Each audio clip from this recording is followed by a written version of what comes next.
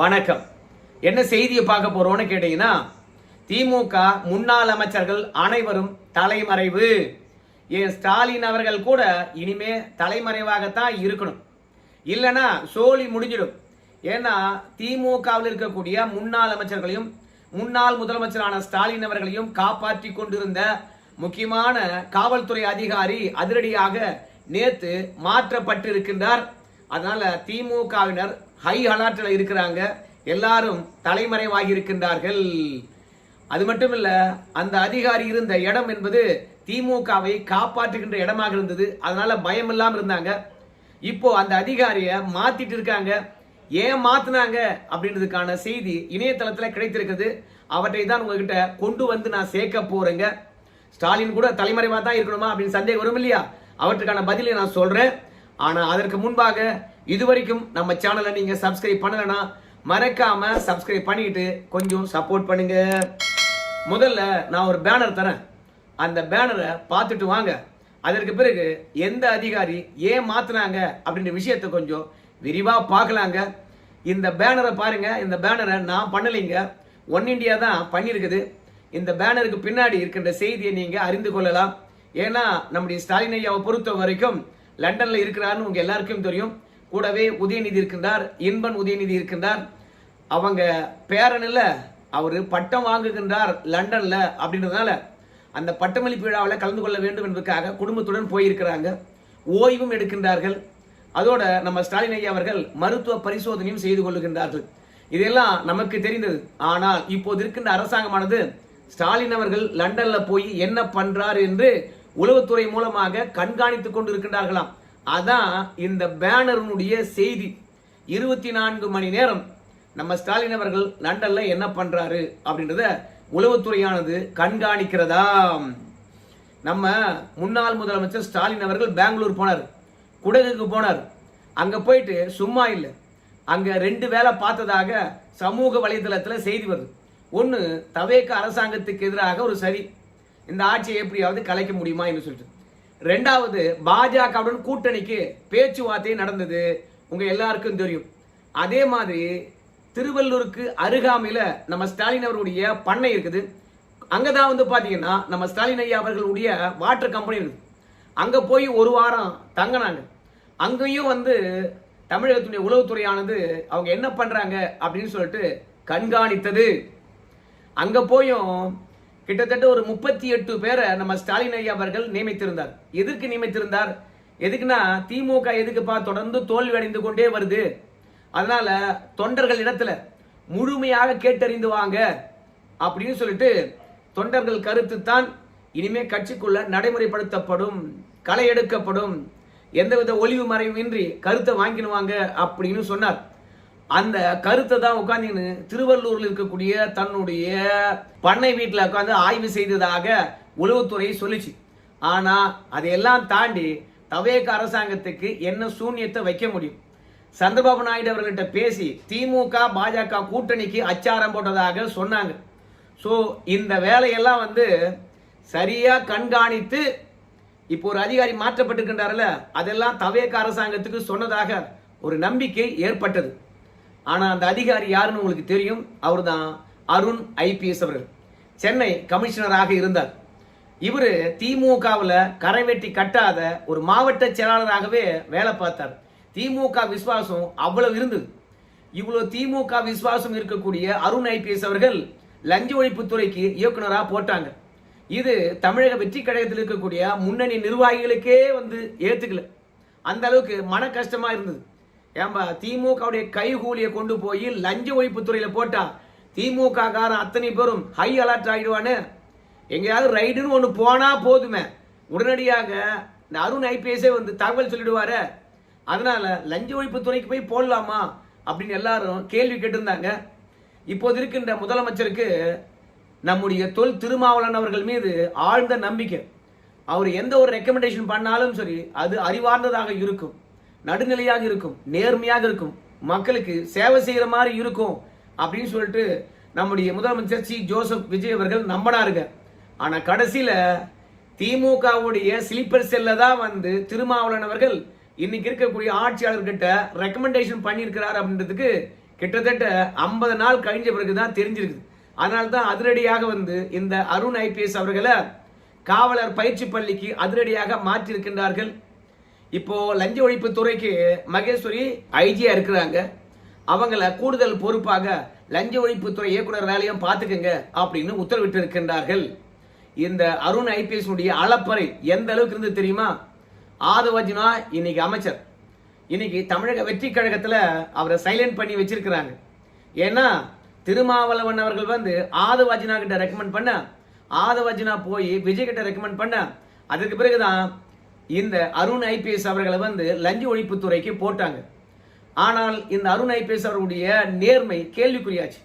அதனால உளவுத்துறையை விட்டு இந்த அருண் ஐபிஎஸ் அவர்களை கண்காணிக்க சொன்னாங்க. கண்காணித்த பிறகுதான் தெரியுது திமுகவுடன் இவர் தொடர்புல இருந்தது அம்பலமாயிருக்கு. அதனால தான் திடீர்னு தமிழக அரசாங்கமானது இந்த அருண் ஐபிஎஸ் அவர்களை காவலர் பயிற்சி பள்ளிக்கு அதிரடியாக மாற்றி இருக்கின்றார்கள். இந்த அருண் ஐபிஎஸ் அவர்கள் பார்த்த வேலை என்ன தெரியுமா? இன்னைக்கு தமிழகம் முழுவதும் எத்தனையோ அதிகாரி இருக்காங்க, அவங்க எல்லாம் லஞ்சம் வாங்குறாங்க. சோ அந்த அதிகாரிகளை கண்காணித்து கையங்காலமாக பிடித்து பாத்தீங்களா லஞ்சத்தை ஒழிச்சிட்டோம் அப்படின்னு விஜய் அவர்களுக்கு வந்து பாத்தீங்கன்னா ஒரு கணக்கு காட்டி விட்டு தமிழ்நாட்டையே கொள்ளடிச்சு தான் குடும்ப சொத்தா மாத்திருக்கின்ற எல்லா அரசியல்வாதியும் தப்பிக்க விட்டுட்டாரு இந்த அருண் ஐபிஎஸ் அவர்கள். அதனால்தான் விஜய் அவர்களை பொறுத்த வரைக்கும் பயங்கரமாக கோபம் அடைந்து விட்டார். ஏன்னா இந்த அருண் ஐபிஎஸ் அவர்கள் செய்தது தமிழக வெற்றி கழகத்துக்கு கெட்ட பேரா தான் போய் சேர்ந்திருக்கிறது. ஒண்ணு இல்ல, அனிதா ராதாகிருஷ்ணன் அவர்களை கைது பண்றாங்க. ஆனால் அவரு பெயில்ல வெளிவந்துறார், சொந்த ஜாமீன்ல நீதிபதியை வெளியே விடுகின்றார். அப்போ காவல்துறையினுடைய செயல்பாடுகள் சந்தேகத்துக்குரியதாகுது. அதாவது ஜாமீன்ல வெளிவிடுவது ஒரு பெரிய மேட்டரே இல்லை, ஆனா ஆளுகின்ற அரசாங்கத்துக்கு அது எதிர்வினையை தந்துவிடக் கூடாது. ஆனா லஞ்ச ஒழிப்பு துறையில் இருக்கக்கூடிய இந்த அருண் ஐபிஎஸ் அவர்கள் காவல்துறையில பெரும்பான்மையா வந்து பாத்தீங்கன்னா லஞ்சம் வாங்கினவங்க தான் இருப்பாங்க அப்படின்னு ஒரு குற்றச்சாட்டு எப்போதுமே இருந்துகிட்டே இருக்கு. அதனாலேயே இந்த அருண் ஐபிஎஸ் அவர்கள் லஞ்ச ஒழிப்பு துறையினுடைய இயக்குநராக இருப்பதனால நம்ம மீது ஏதாவது கேஸ் போட்டான்னா ரிட்டையர்மெண்ட் ஆகிற தருணத்துல ஓய்வூதிய பலன்கள் கிடைக்காம போயிடுமே. அதனால காவல்துறை இருக்கிறவங்க அத்தனை பேரும் சரி, திமுகவுக்கு எதிராக, திமுக முன்னாள் அமைச்சருக்கு எதிராக என்ன நடவடிக்கை எடுத்தாலும் சரி இந்த அருண் ஐபிஎஸ் கிட்ட வந்துடும். அருண் ஐபிஎஸ் வந்து பாத்தீங்கன்னா அப்படியே திமுக கிட்ட அப்படியே ஒப்படைச்சிடுவார். ஸோ ஏற்கனவே கே நேரு அவர்களுடைய இடி வழக்கில் இடி உங்ககிட்ட என்ன மாதிரி கேள்வி கேட்க போறாங்க, ரெண்டாவது என்ன எஃப்ஐஆர் போடப்பட்டிருக்குது, எல்லா விஷயத்தையும் லஞ்ச ஒழிப்புத்துறை இயக்குநராக இருந்து கே நேருக்கு 1000 பக்கம் எவிடன்ஸை தூக்கி கொடுத்துட்டாராம். அதனால கே நேரு அவர்களை பொறுத்த வரைக்கும் குஷி ஆயிட்டாரு. அது மட்டும் கிடையாது, உங்க எல்லாருக்கும் தெரியும் நாளைக்கு வந்து ஏவா வேலு அவர்கள் வந்து லஞ்ச ஒழிப்புத்துறையில ஆஜராக போறாரு. ஏவா வேலு எவ்வளவு தைரியமா சிங்கப்பூர்ல இருந்து வெளியே வந்து திமுக காரன் எவனுமே ஓடி ஒளிய மாட்டான், எங்க தலைவர் அப்படி வளர்க்கல அப்படின்னு சொன்னார். இதுக்கெல்லாம் என்ன காரணம் கேட்டீங்கன்னா லஞ்ச ஒழிப்புத்துறையானது உங்ககிட்ட என்னென்ன கேள்வி கேட்க போறாங்க, நீங்க 15ஆம் தேதி ஆஜரானா அப்படின்னு சொல்லிட்டு எல்லா விவரத்தையும் ஆதாரத்தையும் ஏவா வேலுக்கு கொடுத்துட்டாங்க. அதனால்தான் ஏவா வேலு அவர்களை பொறுத்த வரைக்கும் தைரியமா ஆஜராவன். அதுலயும் நீதிமன்றத்தில் சொல்லியிருக்கின்றாரு 9ஆம் தேதிக்கு பிறகு நீங்க எந்த தேதி கொடுத்தாலும் சரி லஞ்ச ஒழிப்புத்துறை முன்பாக நான் ஆஜராகின்றேன்னு சொல்லிட்டு நீதிமன்றத்துல அதிரடியா போய் சம்மன் கொடுத்திருந்தாருங்கோ நம்ம ஏவா வேலு. அப்போ அருணை பேசியிருக்கின்ற ஒரே தைரியத்தினால்தான் ஆடா வீட்டுல ரைடு பண்ணியிருக்காங்க, சம்மன் அனுப்புனா ஓடி ஒளிவாங்கன்னு பார்த்தா ஏன்னா அது அந்த சம்மனுக்கெல்லாம் ஓடி வந்து ஆஜராவதா தானா வாலண்டரியா வந்து நீதிமன்றத்தில் சொல்றாங்களே அப்படின்னு உளவுத்துறையை வைத்து இந்த அருண் ஐபிஎஸ் கண்காணிக்கின்ற போதுதான் திமுகவுக்கு மெசேஜ் லீக் ஆகுது. செந்தில் பாலாஜி ஜாமீன் பெற்றதா இருக்கலாம், அதே மாதிரி திமுகவுடைய ஐடி விங்ஸினுடைய இளைஞர்கள் அவங்க ஜாமீன் பெற்றதா இருக்கலாம். எல்லாமே அருண் ஐபிஎஸ் அவருடைய ஐடியா தான். எப்படி நீங்க நீதிமன்றத்தை அணுக வேண்டும், காவல்துறை உங்க மீது எந்த மாதிரி வழக்கு போட போது, அந்த வழக்கின் அடிப்படையில் நீங்க நீதிமன்றத்தில் என்ன கருத்து தெரிவிக்கணும், எல்லா ஐடியாவும் அருண் ஐபிஎஸ் அவர்கள் தான். ஆட்சி இல்லை என்றாலும் திமுக காரங்களை காப்பாத்திட்டு இருந்திருக்காரு. அதனால தான் அருண் ஐபிஎஸ் அவர்களை இப்போ காவலர் பயிற்சி பள்ளிக்கு தூக்கி அடிச்சிருக்காங்க. அது மட்டும் கிடையாது, திமுக முன்னாள் அமைச்சர்களை விஜய் அவர்கள் விடவே போறது கிடையாது. அதனுடைய ஆதாரமாகத்தான் நம்முடைய ஏவா வேலு அவர்கள் வந்து லுக் அவுட் நோட்டீஸை நீக்கணும்.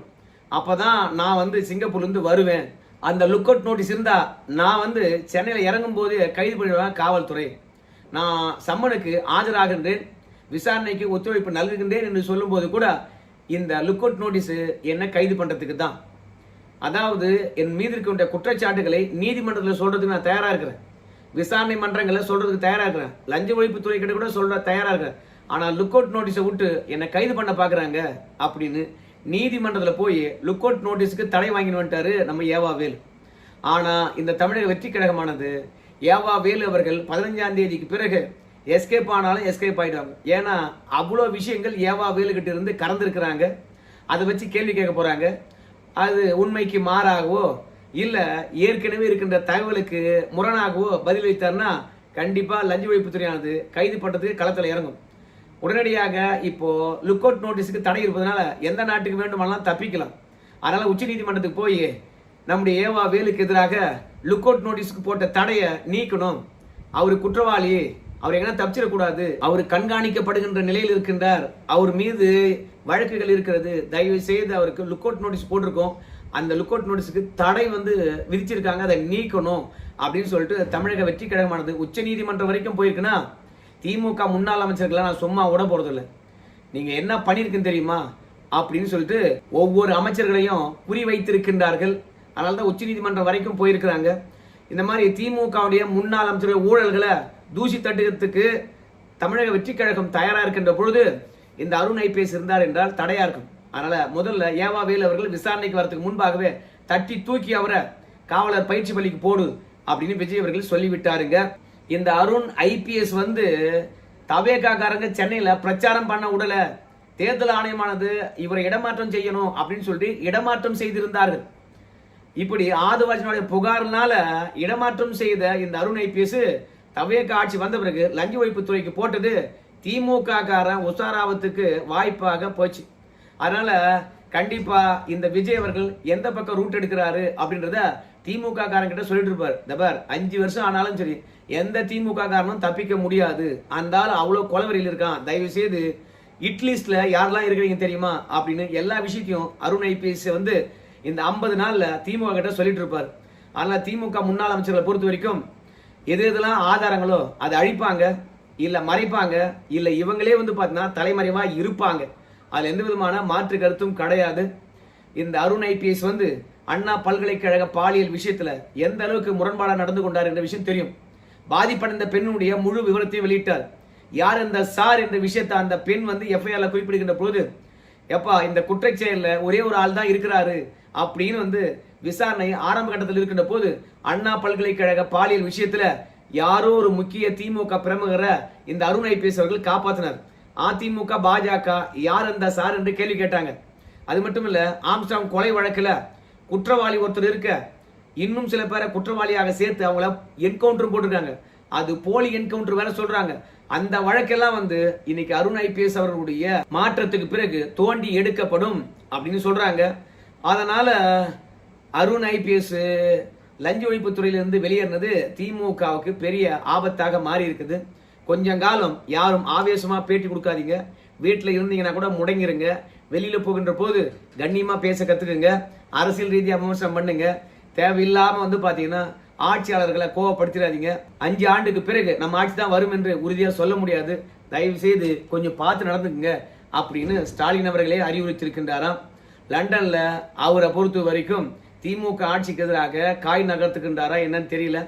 ஏன்னா அதிமுகவினர் சொல்லுகின்ற விடயத்தெல்லாம் வச்சு பார்க்கும்போது இந்த ஆட்சி உண்மையாகவே 6 மாசம் நீடிக்காதான் போல இருக்குது.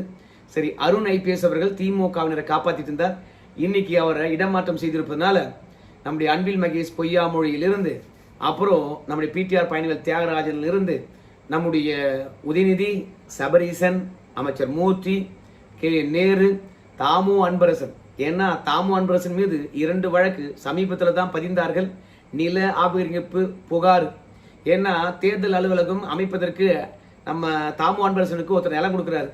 அந்த நிலத்துல தேர்தல் அலுவலகம் திறந்துட்டு கடைசியில இது எங்க கட்சி சொத்து இல்ல தாமு அன்பரசனுக்கு சொந்தமானதுன்னு சொல்லிட்டு பட்டா பண்ண பார்த்தாராம். ஸோ இன்னும் கூட கொடுக்கலையா. ஸோ நில ஆக்கிரமிப்பு செஞ்சிருக்காருன்னு சொல்லிட்டு அந்த வழக்கம் இருக்குது. அதனால திமுக முன்னாள் அமைச்சர்கள் கண்டிப்பா யாரும் வெளியே நடமாட முடியாது. கையை கால வச்சு இல்லாம நம்முடைய அமைச்சர் ரகுபதி அவர்கள் வாய் விட்டாரு. ஆனா இப்போ ஏவா வேலு, செந்தில் பாலாஜி மற்றும் கே என் நேரு இவர்கள்லாம் கைது செய்ய துடிக்கின்ற விஷயத்தை பார்த்த பிறகு நம்ம ரகுபதி அவர்கள் அப்படியே சைலண்ட் ஆயிட்டாரு.